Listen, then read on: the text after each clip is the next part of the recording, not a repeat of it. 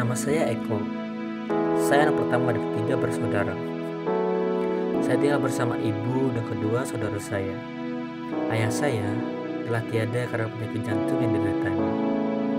Tetapi, saya sangat bangga kepada ayah saya yang rela mengabdikan dirinya kepada negeri ini sisa hidupnya. Cita-cita saya ingin mengikuti jejak ayah.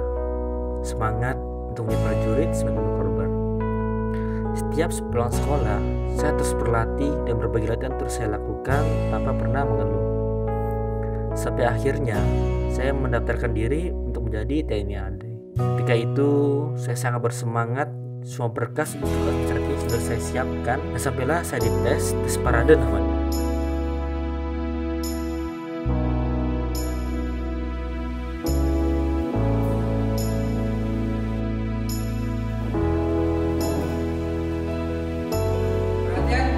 Untuk semua chassis silakan registrasi.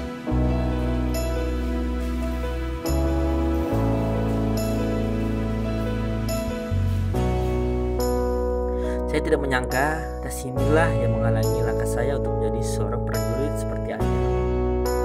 Setelah dinyatakan saya tidak lulus karena tinggi badan, seluruh tubuh saya gemetar dan sangat terkejut mendengarnya. Saya merasa ini semua hanya mimpi. Saya tidak bisa menerima keadaan ini. Saya sangat terpukul mendengarnya. Apa salah saya? Mengapa harus saya? Itu yang ada di dalam kepala saya waktu itu. Saya bingung mengapa ini bisa menjadi penghalang untuk menjadi prajurit. Saya bertanya-tanya apa penyebab, sampai akhirnya saya pergi periksa ke dokter untuk mengetahui apa sebenarnya penyebab tinggi saya tidak sesuai, sedangkan ayah saya saja bisa mampu lulus dalam berbagai tes, terutama tes parade.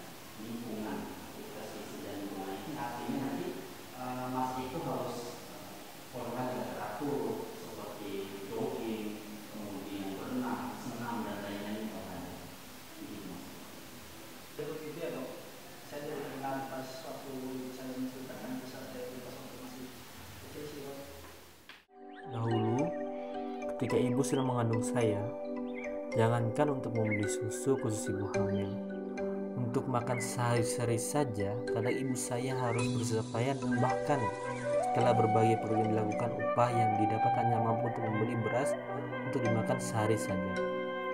Bagaimana ibu mau memenuhi segala tugas yang harus diberikan kepada saya, kalau pada saat itu ibu hanya seorang diri mencari nafkah untuk menghidupi kita berdua? Karena pada saat itu ayah sedang bertugas keluar kota dan ayah jadi segalanya dilakukan ibu saya sendiri. Badan saya memang terbilang paling kecil dibandingkan adik-adik saya ketika masa kanak-kanak. Tetapi saya tetap bersyukur adik-adik saya tidak mengalami kesulitan seperti ini.